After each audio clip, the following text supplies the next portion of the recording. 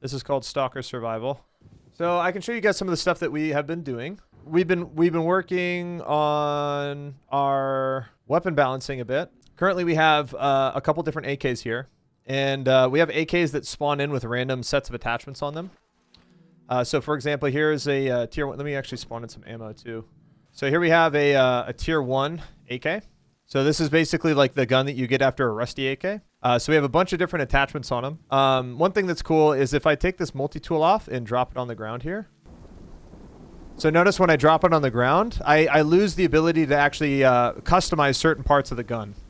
So in Stalker Survival, when you're going to be modifying your weapon, you're going to need to have a multi-tool or tools on you. The basic tools aren't actually configured yet. But if you put the multi-tool on you, that actually opens up the ability for you to mod different parts of the gun. Whereas other parts that obviously don't require tools, like the handguard, the muzzle device, like those don't require tools, so you don't need the multi-tool. And we're also working on the stats. So you can see here accuracy, recoil, and handling. All of those are combined as different forms of recoil. We're using S gunplay, so those are basically the stats. We haven't really configured the UI tooltip to properly represent that fully yet. It's going to get kind of changed a little bit, but it does kind of show the stats here. And this is like a low tier AK, so the recoil is going to be kind of bad. So that's why with tier 1 guns, you're going to be tapping. Again, the current values for the gun are kind of subject to change. I personally think the recoil is a little bit too high on a tier 1 AK right now. I think it could be a little bit better. But it's also to encourage people to tap fire. And because, DayZ has pretty quick TTK, I don't want people having laser guns or laser beams unless you really work for it. So here is a tier 2. Yeah, this is tier 2.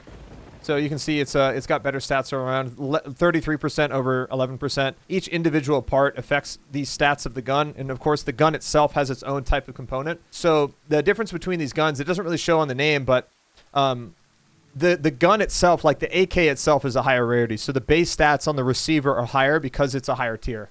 And so that's basically how we're going to basically have like an MMO aspect of the game is we'll have like common AK-74M, uncommon AK-74M, rare AK-74M, epic, and then like legendary, of course, all of which will affect the stats just on the baseline of the gun. But then, of course, we'll have the same thing for attachments based on tiers. So it's like this handguard is a common handguard, doesn't really have that many stats or anything on it.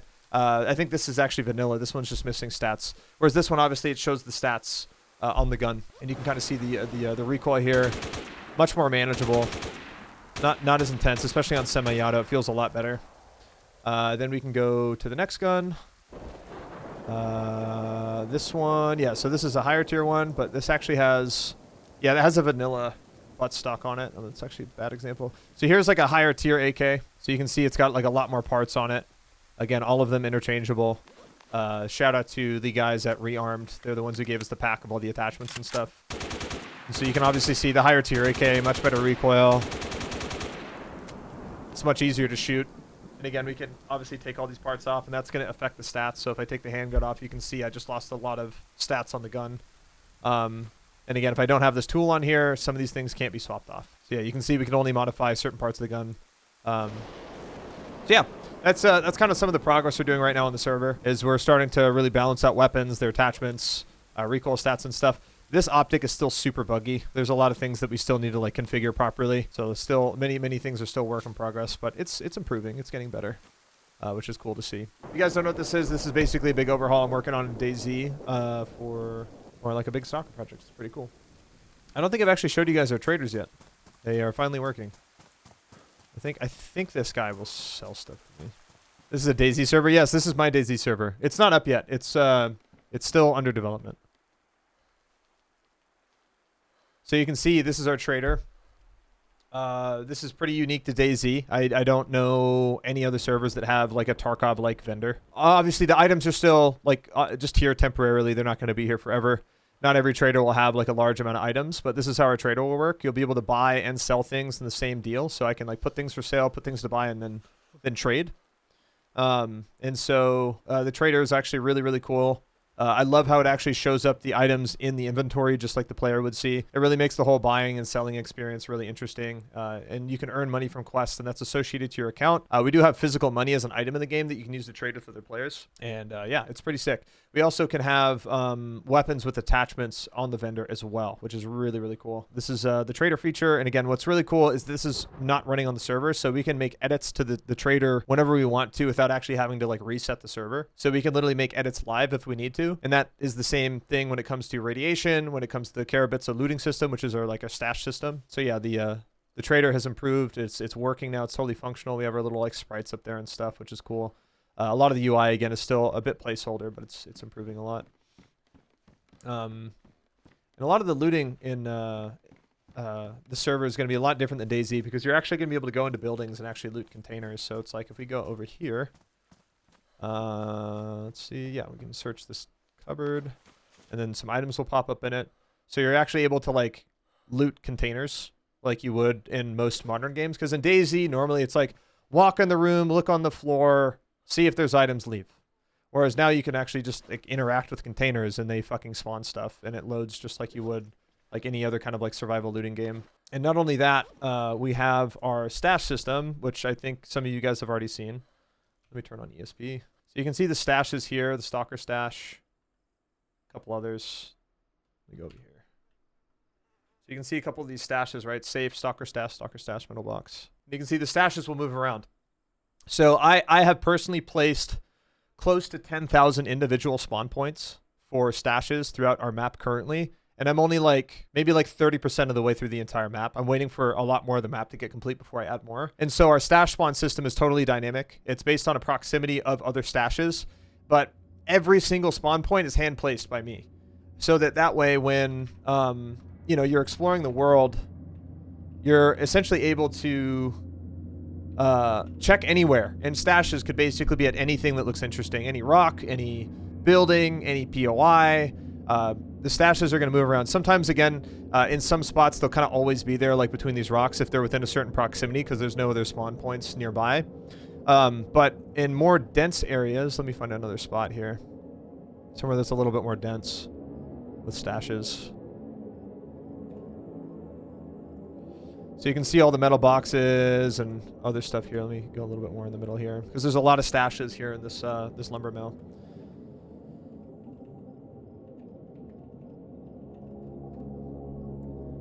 So you're going to see the stashes despawn, and then they're going to respawn, and they're going to be basically in different positions again.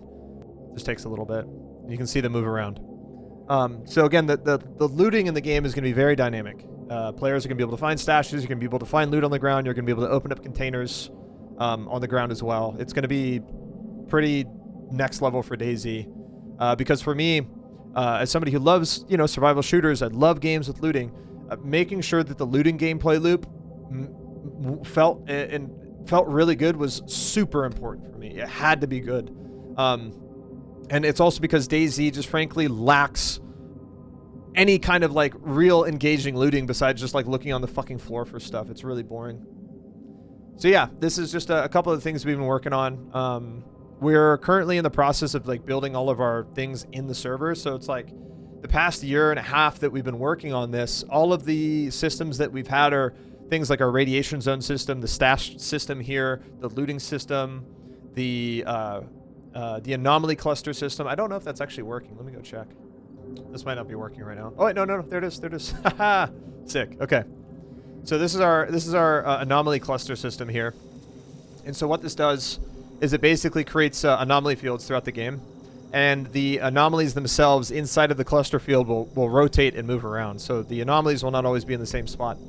And one thing that's really cool is I wanted to make sure that the artifact hunting gameplay loop was really sound. So basically we have what's called a dummy artifact, and what it does is it rotates around each individual anomaly.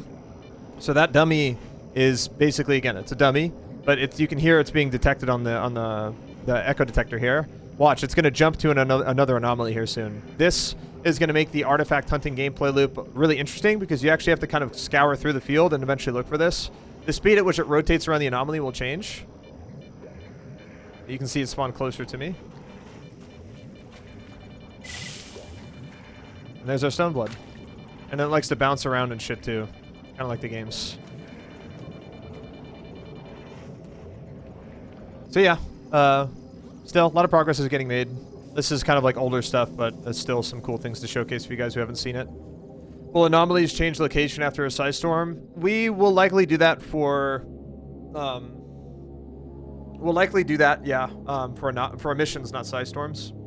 This is a field. So the whole point of these anomaly fields are to create points of interest where players go and get anomalies. You're not going to be able to go get artifacts if you're not in one of these fields. Like on the older version of like other like Stalker DayZ servers, basically you could go to the individual anomaly and like circle it, and like that individual anomaly would give you an artifact. Where this, it's like we're creating POIs essentially, just like the game, where you have to go to areas of high anomalous density in order to get your anomalies. That's how that works, or gets your artifacts.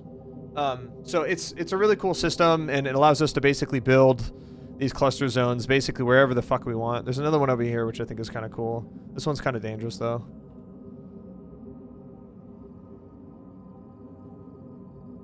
I think. Oh yeah, here we go. There's a couple in here. These things are pretty dangerous. Oh, wait, is our bolt function not working? Weird.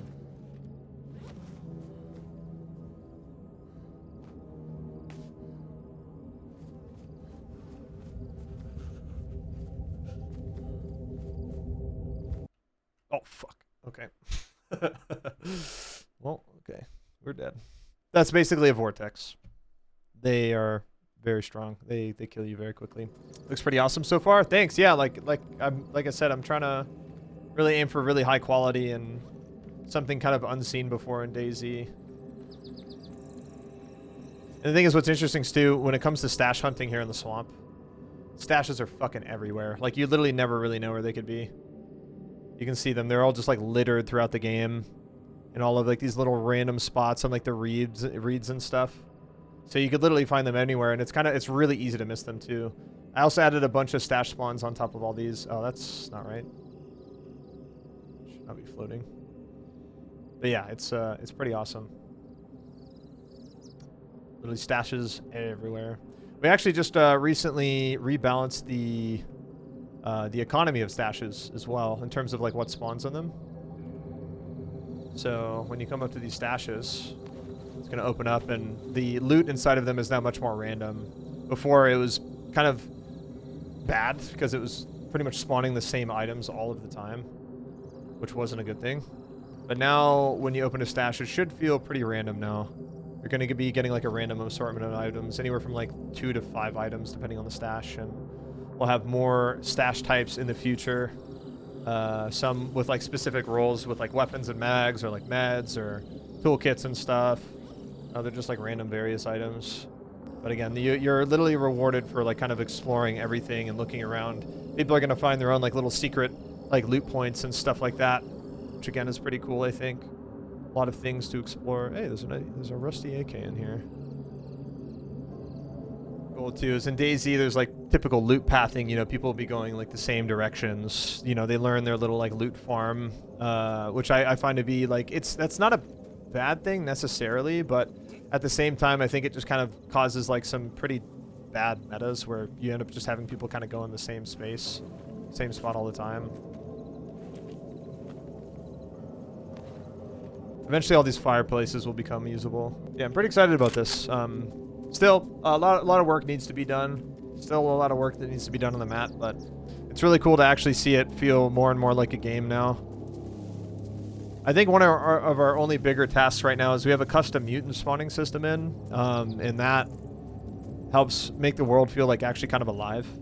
But we are investigating on how we can potentially make it better, because it still kind of has some issues right now, mainly in terms of the performance. But we're going to get rid of this blur effect too. I don't really like it.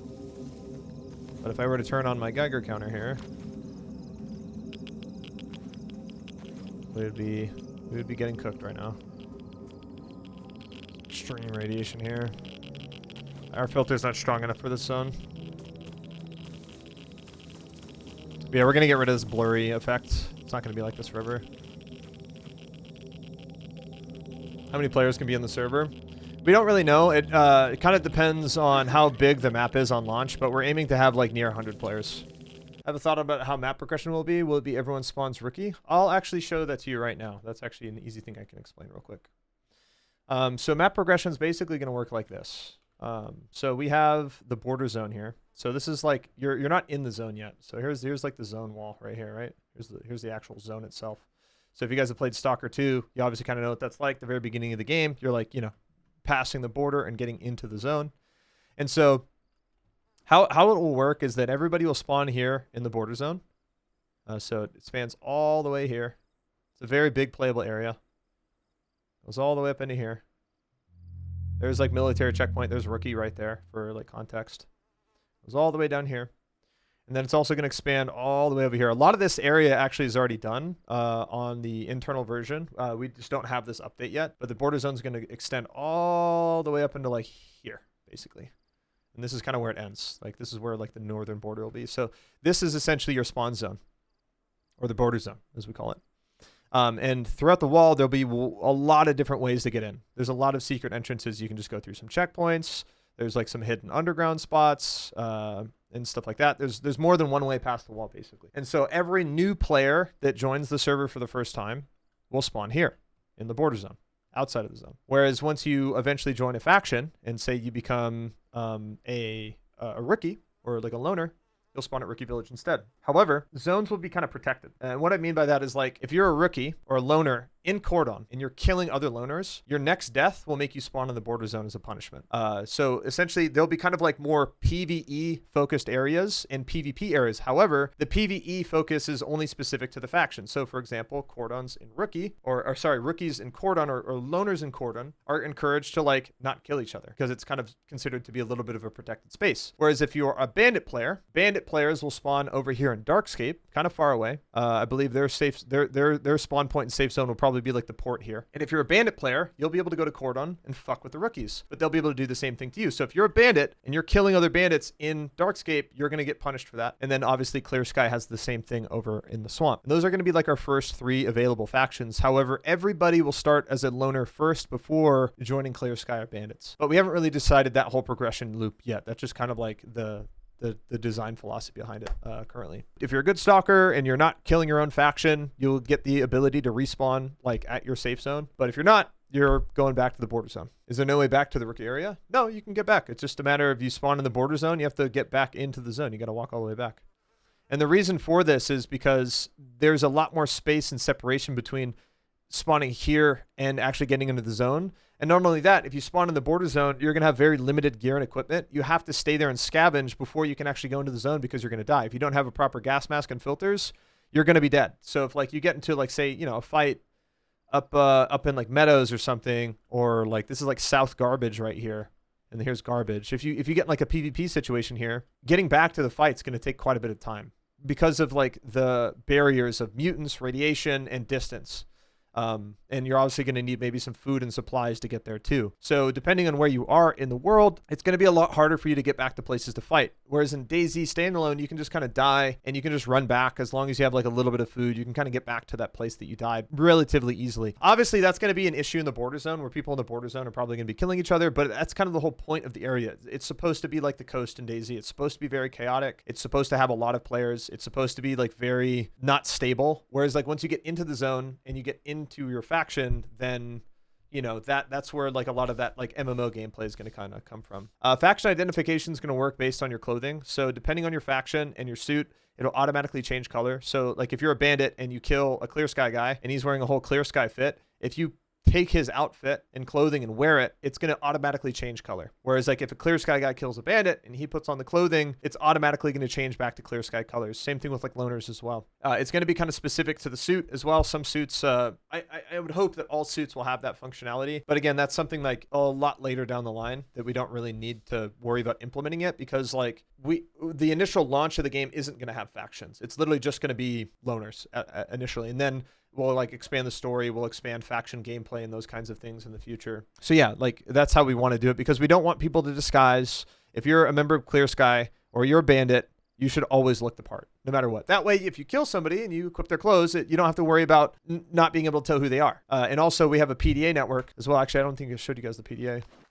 It's still a bit work in progress, but we also have a sat map here on the PDA, and it shows POIs. It shows, you know, you're going to unlock these as you play, essentially. And so once you're part of a faction, assuming that you're within a certain network distance, because we actually have these towers in the game that need to be on or off, and they kind of work like comm arrays in Star Citizen, if you guys know what the comm arrays are in Star Citizen. But we have these radio towers here. And if you interact with these, so there's like one of these per zone or two of these per zone, as long as they're enabled, the network will be up and you'll be able to communicate with other stalkers. You'll also be able to see friendly faction members on your map. So if you're a Clear Sky member, you'll be able to pull open your sat map and you'll literally be able to see where all your other Clear Sky guys are at. You can just find them on the map. You won't be able to see enemies though. However, there will be missions for opposite factions like bandits to come and fuck with these towers to get a paycheck. And that also kind of incentivizes PvP. So again, that's kind of like one of our design philosophies behind like the PDA, networking, the whole network system, and so on. It should be pretty fun, I think. And again, we take inspiration from like a couple of games. Like I said, mainly Star Citizen with like the comm array system. So for example, if you want to do some shady shit in the swamps, you're going to turn the comm array off so people can't communicate easily. And then that's also going to fuck the map gameplay up a bit, but it allows you to be able to do things without people really noticing, in a sense. So yeah, it should be pretty cool. But again, still very much a work in progress. There's still more that needs to get done here. We need to switch this model out too for the screen. It looks so fucking ugly. But yeah, it's gonna be pretty sick. We're actually gonna have a dev blog eventually that really showcases like all of these features in more detail, and kind of like helps show players exactly like what the gameplay is and what the spawn loop gameplay will be like and so on. Because everybody once per server reset will get a respawn kit like this, where you'll spawn with a Geiger counter, probably not an echo detector. You'll probably have like bandages and a med kit, a pistol and stuff. But once you die, you only get this kit once per server reset. So you're gonna have to wait for the next server reset before you can basically get a free kit, because this is Stalker. I can't just throw players out there in the middle of nowhere, or in the middle of the zone, I guess you could say, without a means to defend themselves, because the game world is way more punishing because it's Stalker. There's mutants, there's radiation, there's other players. You need to have like a means to defend yourself. That's why we're giving people pistols. And then eventually you'll be able to have like money associated with your character that is fixed to the character, and like you don't lose it when you die. You'll drop like a little bit of your money on the ground when you die. So if like I die, a little money will like spawn next to me on the ground that you can pick up. That way, like, kind of, you know, incentivizes PvP a bit, which is fun. But it also makes it to where, like, there's a little bit more loss in terms of, like, dying in the game world. But it also allows you to have, like, meta progression, so that, like, if you've done a bunch of missions and quests, you die, you can go back to the vendor and get rekitted for a relatively affordable price. It's not going to be, like, an exorbitant amount of money for you to get, like, a pistol, a Makarov, a TT, and, like, a basic suit and some meds. To go back out in the world, because you need the itemization in order to survive. Without like guns, gear, meds, you're just gonna get fucked up out there. Dogs are gonna rip you apart and stuff. Hopefully you guys like that. But yeah, that's where we're kind of at with Stalker Survival right now. No ETA on launch, guys. Unfortunately, I can't really tell you guys when. A lot of it really kind of comes down to whenever the map is finished, and the map is making really good progress. Like there's a lot of progress getting made on the map, and yeah, that's kind of like the biggest factor right now. But that's okay. It's really not that big of a deal, because it just gives us more time to polish and build more systems, refine more gameplay loops. Oh, also I could show you guys this too. We have NPCs as well, not just static NPCs, but NPCs that'll move around. Where is he?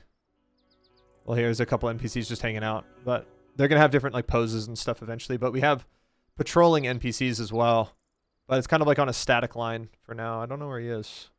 So NPCs can like patrol around and stuff. It's kind of janky because, again, DayZ does not support actual AI. And he doesn't have footstep sounds either, because we actually found a huge optimization problem with making human skeletons, like the DayZ, like human player character. If they're playing footstep sounds and there's a lot of them in the same area, it causes a huge frame rate dump. In the game, which is kind of weird. But we've managed to kind of get NPCs working that look just like the player character, so that way like NPCs actually look pretty legit. Again, this is just like a temporary thing.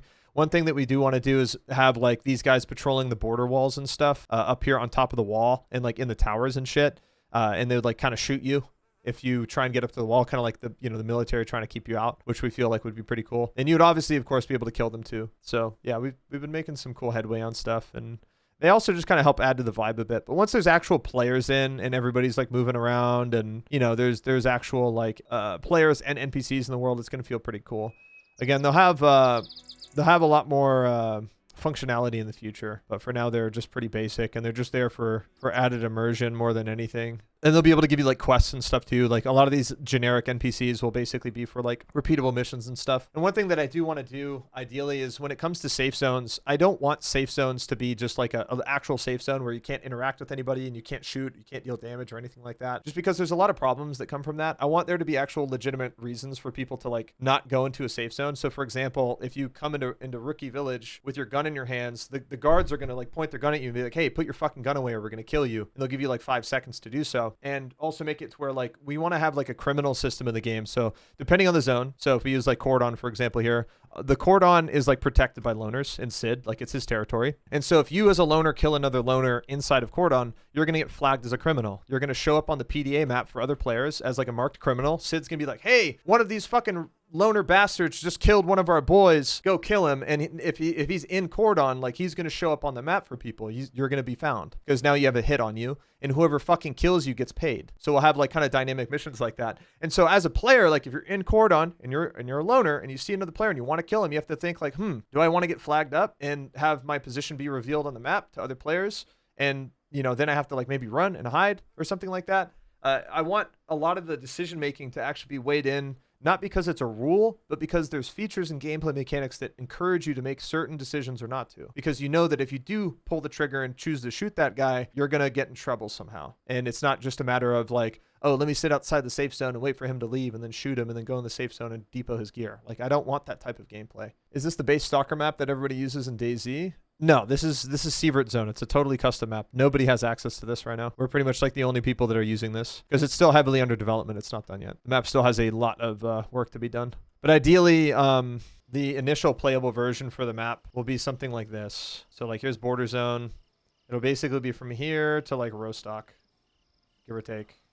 Like Rostock, like Yantar, the forest, and down. Like this will be like the first playable version, hopefully. The thing is, the map's progress entirely depends on which assets are finished, and the assets have to go through Blender. They need to get like basically collision. They need to get fire parameters for like ballistics. They need to have ray casting for like just DayZ bullshit. And so the assets themselves, like there's a very small amount of people working on those asset folders. And if all of the asset folders, like say were done right now, the map's completion would probably be very, very soon. It'd be maybe not very soon, but it would be very close. The assets are what are really taking a long time. But again, I'm hoping we'll be able to have about like from here down is like the first playable version, which is about 50% of the map. We have Duga, Rostock Factory, the rest of the border zone here, swamps, Cordon, way station, Darkscape, countryside, Dark Valley, garbage, Rostock, wild territory, Yantar, and all of the areas in between. Also could encourage bandits to raid rookie if they want to. It was hated the safe zone rule. That's exactly the idea. Yeah, like I want the PvP in the server to be mostly faction based, but if you want to be like a lone wolf, you want to do your own thing, you play as a loner. Because like if you're a loner and you kill other loners outside of like safe zones or safe like protected zones, I guess, because it's not really a safe zone. Like if you're a loner in garbage and you kill another loner, or you're in Great Swamp or you're in Darkscape, nobody's really going to find out. And you can kind of do that. So if you want to be like the gypsy play style, you don't want to align to anybody, you play as a loner and that's it. If you want to play as a faction and you want to play with people and knowing that others have your back, you play either as a bandit or you play as Clear Sky, at least in the beginning. Because it's basically like the Arma Wasteland mindset. You have Blue 4, Op 4, and Independent. Loners are the independent factions, Op 4 are bandits, Blue 4 are Clear Sky. And you just kind of choose your playstyle based on that. Stalker Survival's been making some cool progress. Yeah, they have headlamps too that'll activate during the nighttime, which is also pretty sick. We just need to add their footstep sounds back, just because there was a bit of a memory leak. So yeah, that's basically it for S-Serve, guys. I don't really have much else to show. Hopefully you guys like that. Again, we're making good progress, and it's starting to feel more and more like an actual game, which is very cool. Yeah, if you guys want to also know more about it, mods, just put the command for the Discord in chat. Join discord.gg Stalker Survival. That way you guys can stay up to date on the project. You can kind of see how things are moving along. We are actually looking for help. We're actually looking to expand our dev team. So if you guys have experience with DayZ modding at all, and you want to help us build the server, check the Discord. We have an announcement there. Just make a ticket, and we'll eventually get back to you as